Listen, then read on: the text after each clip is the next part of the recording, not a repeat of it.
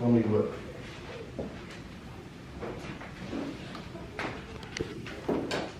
So, are we starting online as well? Yeah, we're live. Excellent. And people came here rushed after dinner, so I'm very thankful for that. My name's Jeff Freed, and we're just going to be talking about largely healthcare. Who is in the healthcare track? Is it anybody not in the healthcare track or undecided? And then you guys are figuring out. Okay. So this is really all about healthcare. And I'll be talking about the opportunities and examples in that with what's called FHIR, which is a standard for interoperability in healthcare, and machine learning and other things. In Scotland, to go back a little bit in the pandemic to February, vaccines are coming out in the UK, and the government of Scotland, in fact Lothian, which is the largest state there, finally got their supply and opened up for appointments. And the very first day, they managed to handle 3% of the demand. Because they hadn't thought about, they have a call center that takes 5 minutes to make an appointment, and a whole population of 500,000 people trying to call at once. So they called us, and in 2 weeks we had a system working with them that took all of the patients in that state, made 2 appointments for them ahead of time, sent them messages saying, you now have an appointment. If you want to change it, here's how you do it. Give them an online system and scheduling and follow-up. 2 weeks. So just take this hackathon and multiply it by 14, and you'll be able to build stuff like that. And I find that really inspiring because it helps people directly, and you can build stuff really, really quickly. So I'm going to offer a couple of resources as we go around.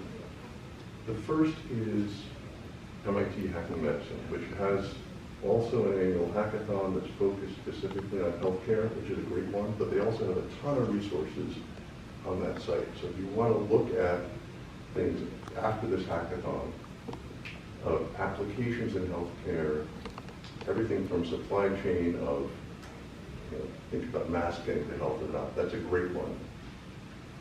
And there's a book for folks that don't know about the healthcare industry but are computer scientists that I really recommend, called Hacking Medicine. So it gives you some history of what's really a very complicated industry. I think healthcare is more complicated than almost any other industry because there's so many specialties and so many differences between your situation and my situation. So you have really complex systems. And the third resource is one that we made at InterSystems for the hackathon, which gives you a way to get going quickly, build stuff with patient data, and use it just for the hackathon. And then, I know a number of teams want to go on and take their project and then turn it into maybe a company. So scale up, get into production quality, et cetera. So 3 resources I'd recommend. And that can put you right into the middle of this tsunami. We're at a time that healthcare is really, really changing, and COVID has only sped that up.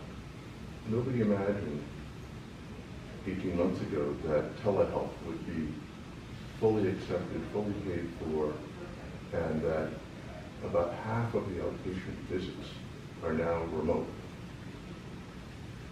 Nobody imagined that population health would be this important and this clear for everyone. So if you're interested in being an entrepreneur, the other thing you might want to know is not only can you make the world a better place, but there's a ton of funding. The first half of this year, there was $15 billion in venture funding for health IT in this country. It's bigger than any other segment, and there's a lot. Within about a mile of this place, there's 100 startups that are doing machine learning on healthcare data. So starting your journey here or elsewhere in this field, it's really exciting. Now, as we get going, there are two things that I want you to know about as context, and those two things are about InterSystems and about this thing called FHIR. So let me take you through that. InterSystems, which is a sponsor here, and I work there. We're literally next to the MIT campus, one Memorial Drive next to Sloan School. And we're on our way to being a billion-dollar company. We work with all of the top names in healthcare. You go to our website, you'll see though that we do other things as well. We run about 15% of the equity trades, as you might have heard this morning from the greeting. We work a lot in manufacturing and supply chain. One of our customers runs 1 billion containers through their shipping. They run a shipping line and on railroads. There's all kinds of interesting things. And we work with a lot of governments, both on healthcare and security, police forces, and increasingly in some parts of the world, these are now getting combined, public health and public safety. We talk a lot about clean and healthy data, and it's because we believe that that is really going to change the world. So let me ask you a quick question. If you take a longer view and say, in the last 150 years, we've doubled life expectancy in this country, what single thing do you think made the biggest difference? Was it penicillin, antibiotics? Was it anesthetics? Was it gene sequencing, X-rays? Any guesses? I can't see the folks online that are guessing, but what? Cigarettes is the biggest advance in stopping smoking. Big effect, yes. Any other? Yeah.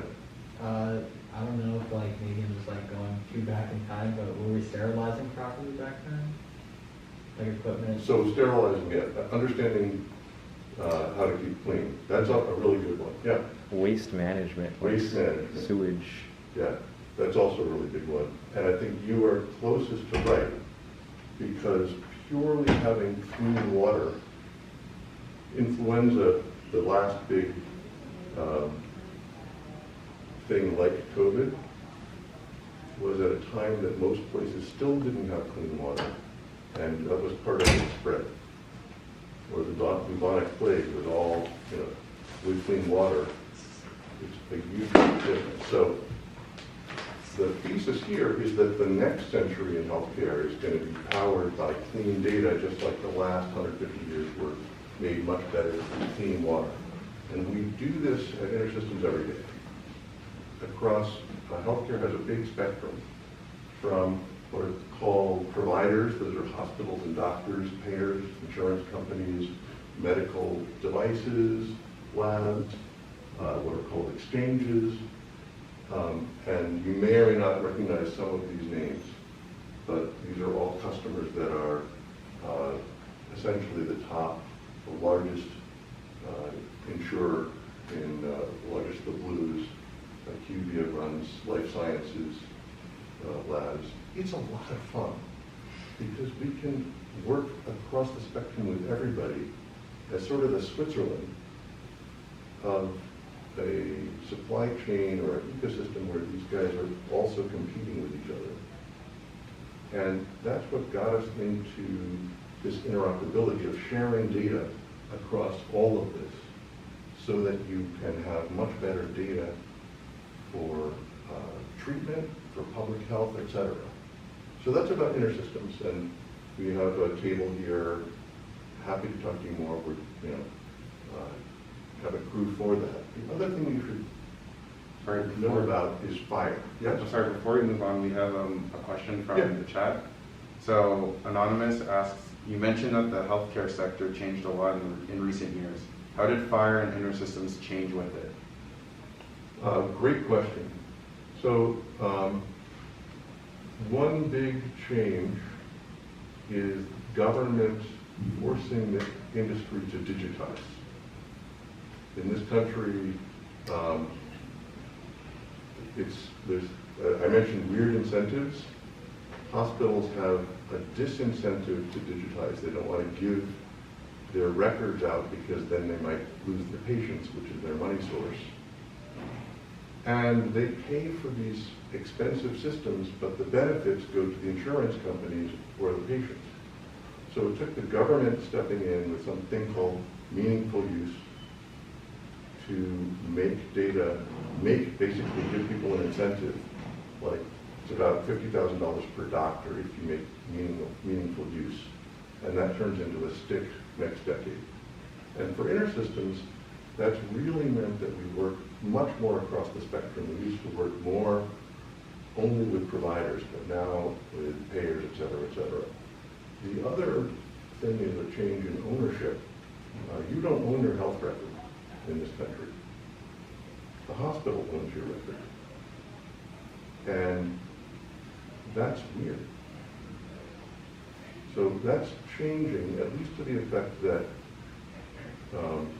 you now have the right to your health record free from any hospital, and they must give it to you in this standard called FHIR.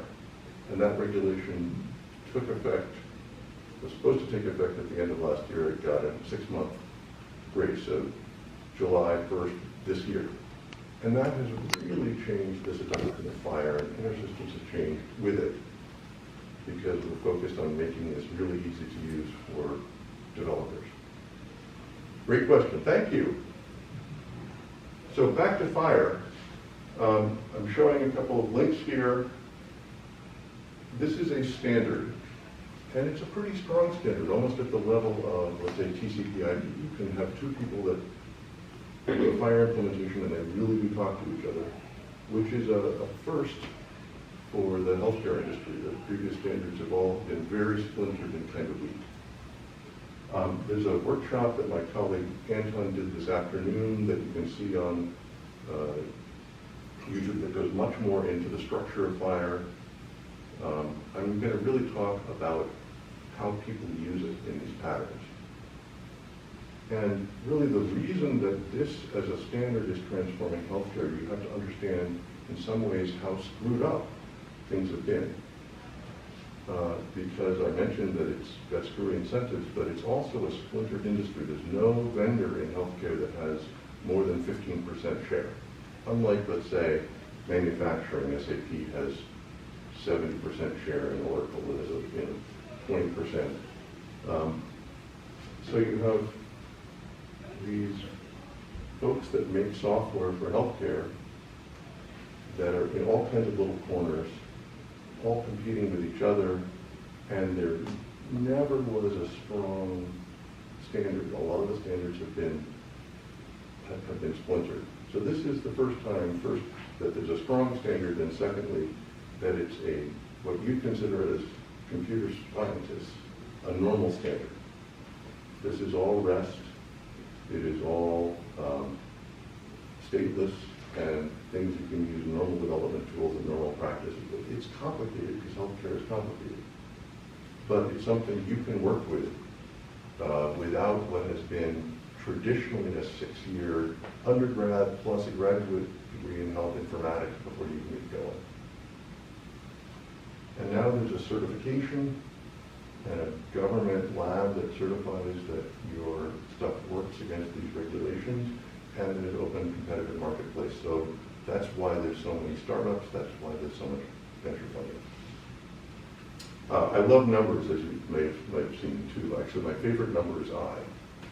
And I'm just going to talk about these 3 numbers for the rest of the time to show 5 patterns that I see of people using FHIR or FHIR and machine learning in the real world. and show you then two examples of pretty early stage companies that we've worked with to do interesting things. This is meant as inspiration. If you're in the middle of a project, maybe there are ideas you can add into your story or even into your software. If not, then think of it for next time. And there's infinite possibilities because the space is so exciting. So the first pattern I'm going to talk about is connecting legacy systems and FHIR together.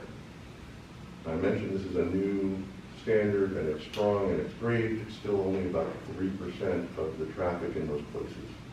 If you walk into a hospital, they have lab systems talking to X-ray machines, talking to MRI machines, talking to their admission systems, talking to the billing systems in these arcane old protocols, which is an alphabet soup. X12 is used and often for billing. DICOM is used for images in these things called hacks, which are picture archiving and communication systems. We're talking mostly about FHIR, but there's a whole lot of alphabet soup that you need to really work in the real world.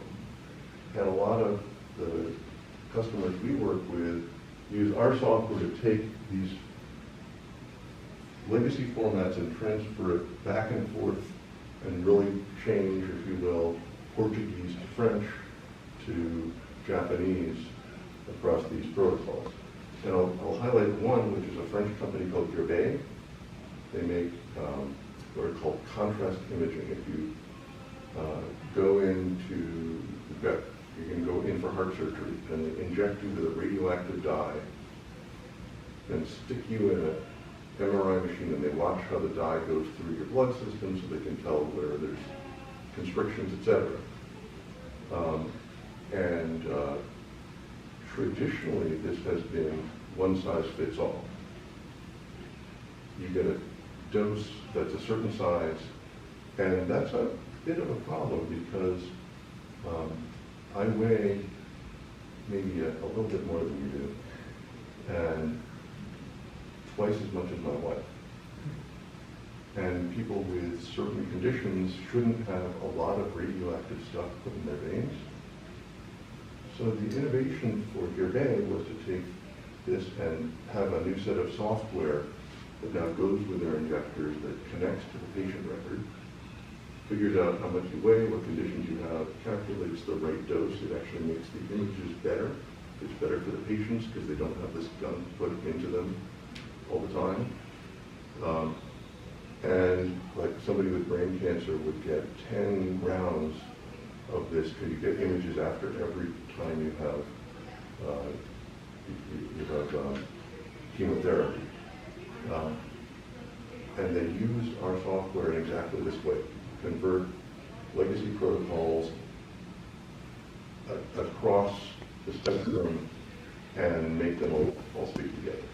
So we have a service called the Message Transformation Service, which is available to you guys. You can use it in 5 minutes. Even my sister can use it. Put data into S3 buckets and transform back and forth with sample data available to do exactly that. Because that is probably the top pattern we see of people that really want to work in the real world in healthcare. The second pattern is what would be, again, normal for you in computer science of developing API first and securely, which is to say that you can now, because FHIR is REST-based, what we've done is published a swagger spec, publish a browser, published examples, so that the resources, and right now I think there's 133 resources in FHIR R4. So each of those, a resource would be something like a lab result. So finding your way around this schema is complicated, and we've made that much easier. Third pattern is using machine learning. And they're much like a lot of other industries. In healthcare, I see people struggling either because they're trying to get data science talent, and that's hard to come by. Is anybody here studying data science? Okay. or because once they build a model, they can't get it into production. And once they get it into production, almost nobody monitors where the real action begins, because that now the model is hitting real world data. So 1% of companies do any kind of that ML ops. And that's been a focus for us in a facility called Integrated ML. So if you're a developer, how many are developers? Everybody, okay? That's what you'd expect at a hackathon. You don't need to know the data science to get basic good results. I mean, you're not going to build a self-driving car without a data scientist, but you can get data in, build models, use those results in your application. If you know SQL, you can use it. And there's examples, one with published code, et cetera, on our website for what's called readmissions. When they let you out of the hospital or kick you out of the hospital, if you have to come back, that's bad. If they let you go too early. Hospitals have a big penalty for that because it's bad for patients and it's bad for patients. So this is using machine learning, which turns out to be at least 50% better than the current scores. They're called LACE scores, which are manually done. So you can make a big difference in a simple operation like that of predicting when, before you let somebody go, predict whether they're going to come back in 3 days and maybe you want to keep them a little longer. And the other example, someone at this hackathon that is using ML on images like this, but machine learning can do better than people on a variety of tasks, especially the classic thing is breast cancer, because it will pick up tumors at a much smaller size than a radiologist can see, and therefore get intervention at an earlier point. So there's a huge power of using machine learning on images. That's pattern 3. Pattern 4 is working across organizations. There's a group called Da Vinci we're a sponsor of that basically connects between insurance companies, patients, and payers, so that, for example, when you're getting pre-authorized for a surgical procedure, you don't have to get sent around the field because it's a pain in the ass, and just making it automatic and easy. And a lot of use cases around that. There's also the 21st Century Cures Act is the one that means that you don't own your patient record, but you have the right to access it at any time now. And there's a thing called SMART, which you can think of as a standard for web apps with webhooks, very simple HTML apps that are very great for providers, physicians, or patients to use this kind of data. So we also have example smart apps if you want to build one for this kind of purpose. We have a customer called RxMX that use this pattern really to help people take their medicine, because people who don't tend to not do very well. And what's called non-adherence. About half of medications aren't taken as prescribed. So anything you can do to make that better makes a big difference. In the US alone, 125,000 deaths a year, and maybe 10% of hospitalizations come from non-adherence in not taking your medicine.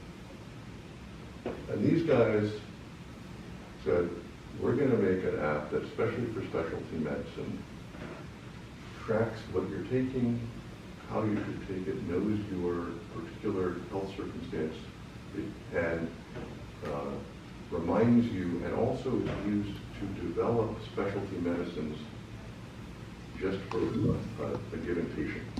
And it shares data across the labs, across the hospitals, and across the drug companies.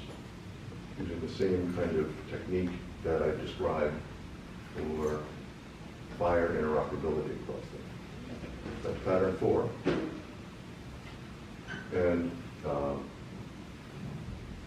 pattern 5 is adding intelligence to the images, by which I mean you can tag things in x-rays, you can point people through genome patterns, and we have a pattern and resources for that if you're interested in it. We have a customer in Japan called Canon Medical Systems. Actually, they're not just in Japan, they're all over the place. They're in half of the large hospitals in Europe, and they've built a clinical cockpit like this. So you get the images, often this is tomography slices of your brain, for example, and now you can look around it in 3D, not just in science fiction, but a normal doctor can do that. And it's patient-centric and essentially combines the data that you have from all the sources I talked about and the machine learning algorithm, and lets the physician then guide the machine learning. So very powerful for anything that has image-based tomography and other data. When you get the slides, you'll see listed as 6 different popular standards for medical images. None of them are good for AI. So you have to transform these into what you really want, which is 3D images in sort of raster format. And there's resources for how you do that as well. Had a startup out of China using images from Wuhan to begin with do X-ray classification and CT to detect COVID. And they tried to bring this to market, and people said, well, I've got a test to detect COVID. That's easy. But it actually turns out this ended up finding a good niche in taking COVID patients and looking at the X-rays and detecting and predicting the severity, like what's the patient treatment track based upon these classifiers. So it's using machine learning and classifiers to look at these images and detect patterns that are really bad, the kind of pneumonia patterns that come from COVID. All right, almost done. We've gone through the 5, which are these 5 patterns, connecting across systems, across this alphabet soup, and the FHIR, developing with the FHIR in normal development with API management that also lets you control access, bringing machine learning in, spreading it across organizations, and then adding intelligence to those images. I mentioned that I'd also talk about the 2, just picking 2 examples of companies that started at about this stage and that have grown up enough to have a storefront and people, etc. One of them is in Belgium, it's called BioStrand, and these guys have built very fast genome and what's called omics. There's a genomics you've heard of, proteomics you may have heard of. There's also several other omics. And the way I describe their approach is rather than sequencing genes and doing the computation around that, which is an NP-complete problem that is but what everybody does, they transcribe the genes into proteins, and 90% of them wouldn't make viable proteins because the folding doesn't work. So you can reduce the data quite a lot by going across these layers. And they started in a garage and have worked into working software with customers and now funding. The other is a company that's really ultimately turned into a service company that we worked with a lot. And we have an open exchange for components And if you actually come out of this hackathon with working software, that might be a good place to get attention for it. And they're using this essentially to get consulting work. Now you can use, I2B2 is a data model used often in research hospitals if you're doing clinical trials. And you could transform the same data into the standard data model that is then exchanged across researchers. The software is great, but also they happen to be experts in I2B2 and they make their money off of consulting. So just to wrap up, healthcare is incredibly exciting and there's a lot of opportunities. We've been living in this space for 42 years as a company, not me personally, but and have worked with basically everybody in the industry. So we can provide a lot of help if you want to build really cool apps for the future of healthcare. We have in the Amazon Marketplace 2 services that I mentioned, one that does this legacy transformation, the other that works and lets you work off FHIR directly. We also have software you can use there as a full database and development environment that also will load into a medical device. So, opportunity here on this front. And I'm really, really interested in seeing what you'll build. Thank you very much. Seems like there's some questions. Yeah, so we do have to wrap up pretty quickly, but I do want to ask one quick question before we go.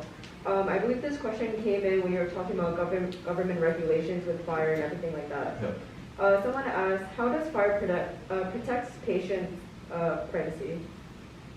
So FHIR by itself doesn't do anything to protect people's privacy, but it has to comply with privacy regulations like people have heard of HIPAA. Almost every country has this as well. And there's two main ways you do that, one of which is security, authentication and control. So you can only see certain data, and the other is called consent, that you have to manage. Somebody has to give you permission to use their data, and that has to then map to roles. Technically, authentication and security can get pretty complicated. Usually it's done through OAuth2. We support multiple providers for security. And consent is at one level simpler, but at the other level, something you have to be equally as careful for because it's a legal construct. Great, thank you so much. Thank you. Any last minute questions from live audience? Great, Thank you so very much. much. Yes, thank you.